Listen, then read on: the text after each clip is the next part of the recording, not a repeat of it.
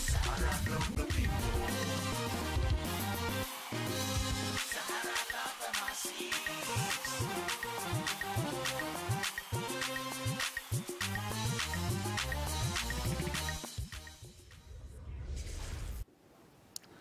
You're welcome back to Sahara TV. We're picking up the conversation or the discussion with President Obama, U.S. President Barack Obama's visit to Africa last week. He visited Kenya and Ethiopia. On the Kenya leg of his trip, he brought along some young entrepreneurs for purely business purposes. We are going to speak right now with Yvonne Kamau, who hails from Kenya but lives in the U.S. and is a young, budding, and enterprising entrepreneur. You're welcome to Sahara TV, Yvonne. Thank you very much. Thank you. And thanks for making time with us. Thank you. Absolutely. So first of all, let me ask you, how was the trip? It was amazing, to be honest. It was one of the best experiences in my life. And also being able to go back to my home country was one of the most surreal experiences of my life. So I enjoyed the trip very much. How did you end up on the trip, though? So I think at the beginning, I think around February, they put an application, the State Department, through the GES website. They put an application where they said, if you're a young entrepreneur and you're interested in attending the summit, go ahead and apply. So that's what I went ahead and did. And then I heard back from them, but the application was open, I think, until sometime in March, if I'm not wrong. And then they started responding around end of April, mid-April, end of April. So tell us about your foundation, My Africa, My Voice. What's that all about? So My Africa, My Voice is a community project that works with youth in my hometown. So I was born and raised in Gilgil, Kenya, until the age of 14, and then I moved to the U.S., which is where I've been, and I'm still in school here. But it was such as a way to give youth a platform where they can be heard. For a long time living in the U.S., I felt like a lot of the things that I was seeing on TV did not represent who I was as an African girl, and I always felt like, I wish people knew who we as youth are in Africa, But then, so I started the project basically as a way to say, well, I want you guys to know what youth are capable of coming up with when they put their mind to it. So basically work with youth, and we go from the idea stage of a project all the way to implementing it. So the ultimate goal of My Africa, My Voice is to get youth to see themselves as agents of change in the community, and then take the next step further to create feasible projects that can be implemented in the community based on their perception of the most important issues to address in the community. That's quite amazing. You're also a global ambassador for empowering 1 billion women by 2020. That Yes. in itself, the name itself sounds like a monolithic task. Tell us about that too. So I think with empowering 1 billion women by 2020, it's basically a foundation, an organization that was founded by my mentor. Her name is Ingrid Vanderveld, one of the most inspirational human beings that I've been privileged to meet. And she was starting a project because her vision has been to empower 1 billion women by 2020, literally. And initially she was an entrepreneur in residence at Dell for a while, and that's where she kind of started her project, and she was able to build a credit fund all the way to 100 million. And what she wants to do is put this money into the hands of women globally.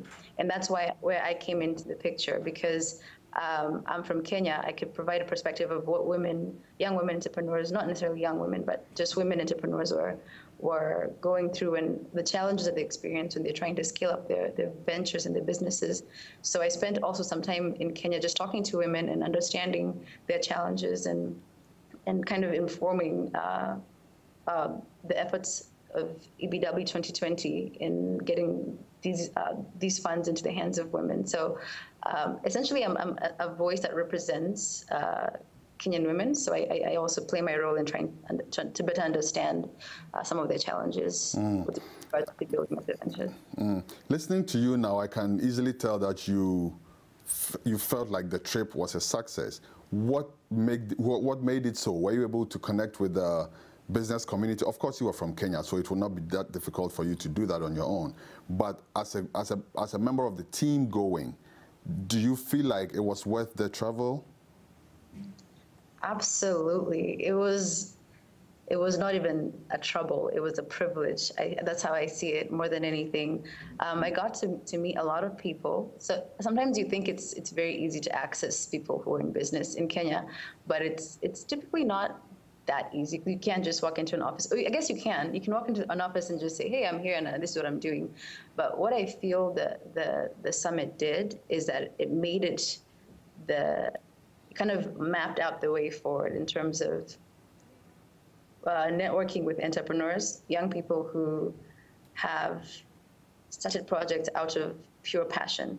Maybe they knew how, they're very passionate about computers, so they started a tech company. If they're passionate about youth, then they started something that was directly aligned with their passion. And it was almost like a gesture of saying, then the investors are saying, basically, we want to work with these entrepreneurs who have put in their sweat and tears into their projects. And so for me, going back, it was definitely a new way of going back home, because usually you just go and you go to visit your parents and your family. And this time I went back with kind of in a very different way that that gave me a very different experience, because especially at the summit, you get to meet people that you've only seen on TV and people who you admire because of a project that they built up or something in their lives. And these people are basically saying, we want to work with you. Tell us what are the challenges that you're experiencing. And it was just amazing to be in the face with them. Talking of which, how close did you come to President Obama? Well, I was on the 4th row when he was giving his address. So that was, I mean, that was pretty close, I guess. It is, actually. But not quite close enough. I didn't get to shake his hand or anything, but maybe that's for a future time, I guess. Okay. I don't know. So now you're also in touch with your Kenyan ancestry, obviously. You are in touch, I would believe, with the media in Kenya and all of that. How do you think Kenyans are assessing this trip? How are Kenyans assessing the trip? Yep. Okay. I think that, first of all, there was that aspect that Obama was almost coming home, because he does have strong cultural ties to Kenya.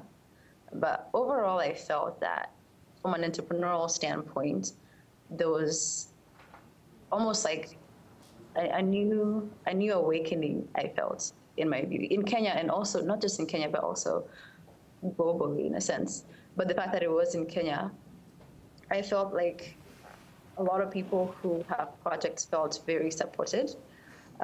They felt like if you were there, it's one of those things where you felt the energy of all these people who are now coming to Africa, because this has never really happened. I felt like I had gone back home, but I had come with all of these American friends, and it was a very new space. And I think people just felt like, people, the entrepreneurs that are interested in Africa. And there's a lot of things that are going on in Africa that are really, really exciting. And in a sense, I personally feel that Obama's visit was almost like planting a flag and saying that this is now the way forward in terms of building up Africa. We're going to channel all of these funds and all of these the mentorship into young people who are driven with passion and building up these projects. So it was very well received by both entrepreneurs and just Kenyans in general. Okay. Now, there's this topic that will never go away as long as we're discussing President Obama's trip, the question of his bluntness when it came to addressing the issue of gay rights, and also the bluntness of President Uhuru Kenyatta in responding to him. You were in the room. What was the atmosphere like? Were people feeling tense that the president was hitting on a sore nerve? So I wasn't actually in the room because that was happening at State House, and then the discussions with entrepreneurs and the investors was happening at the United Nations offices. Okay. In that press conference, we were not actually, we had our own sessions, okay, but I did get a chance to listen to part of the press conference. And I think that in general, the people expected that topic would be brought up, so I feel like these are two different worlds. Africa has always been a certain way, and I think President Kenyatta kind of indicated that in his remarks, and also Obama also was very vocal about what he felt was kind of like the way forward, or the right way of accepting a community that may not necessarily have the same exact views as everyone else or with other people. So I felt that it was a tense moment, but I think it opened the doors for potential dialogue, I felt. So, and that's, I think, is important, because I think this idea that when Western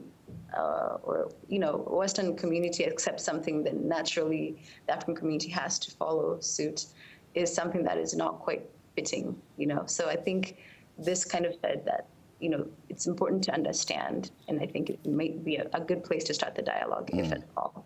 Okay. Finally, Yvonne, as a young female entrepreneur, African female entrepreneur, how do you think we can move the continent's fortunes forward in terms of individual contribution, in terms of the private sector? The government is doing what they can, but obviously people like you are pushing the mill on another front. What can we really do to push the fortunes of the continent forward? As young entrepreneurs? Yes. I would say we just have to keep doing what it is that we've been doing. I think for a long time, this idea of becoming an entrepreneur, it's a very lonely journey. It's not a space that, you sit with your ideas, sleepless nights, night after night, just thinking, maybe I could do this, maybe I could do this to generate capital, maybe we're not really meeting our goals, or I haven't quite, I tried this and it's failing. It's a very lonely journey. And I think that as entrepreneurs, now that there's this new front to support not just African entrepreneurs, but young entrepreneurs, then it's almost like it's a whole new dawn that kind of allows young entrepreneurs to feel supported. So I think what we need to do, at least what I plan to do as a young entrepreneur, is continue doing what I've been doing. I got to meet a lot of investors and people who have had years of experience in their field. So I talked with them and I pitched some of my thoughts to them, and they kind of directed me, advised me, and told me which way would be best to go with some of my ideas. And just continuing those conversations is very important. I can say for sure, and young entrepreneurs will keep doing what they're doing, because they've been doing it even long before entrepreneurship was even a thing, Now it's a thing. But then they've been doing their projects long before they've even called entrepreneurs. So I think the idea is just to keep those conversations going, follow up on all the great contacts that we received, and I think the future is bright. There's a lot that could happen, and it will be really nice to kind of see what comes out of it. So. Yvonne Kamau, I hope I'm pronouncing your middle name well. Perfect. Thank you very much for your time, and all the best in your pursuits to make the lives of other people on the continent better. Thank you very much. Thank you so much. All right. Yvonne Kamau is a global ambassador for empowering 1 billion women by 2020. She's also the founder of My Africa, My Voice, and she traveled as part of President Obama's delegation to Kenya. Stay tuned, Sahara TV. We have more coming.